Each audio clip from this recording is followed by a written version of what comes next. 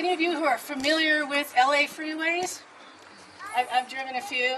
If you took this tree and brought it down to LA and put it on the freeway, it would take up all 3 lanes of one side of the freeway.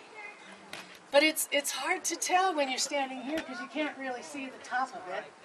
And if you go back there, the other viewing area, a quarter-mile away, it doesn't really look that big either because it's standing here with all these other sequoias, these other giant trees.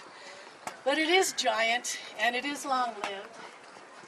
But it isn't without its challenges either. It hasn't made it without its challenges here.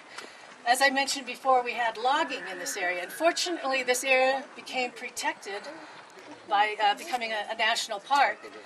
But the largest sequoia grove on the earth was the Congress Grove over in the Grant Grove side. And it was completely clear-cut. The whole thing was completely clear-cut. It's interesting, the one sole tree, the one surviving tree, they left behind, and they named it the Bull Tree after the owner of the logging company. So that's kind of maybe a little ego going on there. I don't know. That's what I think anyway. But it is a special tree, and the challenges for these trees to survive still continue today. There is a condition called mottle, and mottle comes from pesticides and fertilizers and the pollution that our cars spew into the air and come back down as acid rain. It's ozone that burns the leaves of the trees. It affects 90% of our sugar pines here on the western slopes, and it's beginning to show up in our sequoia seedlings, our sequoia saplings now. And another challenge we have, of course, is global warming. These trees are very specific to where they live. They're kind of like Goldilocks in a way. It can't be too hot, it can't be too cold, everything has to be just right.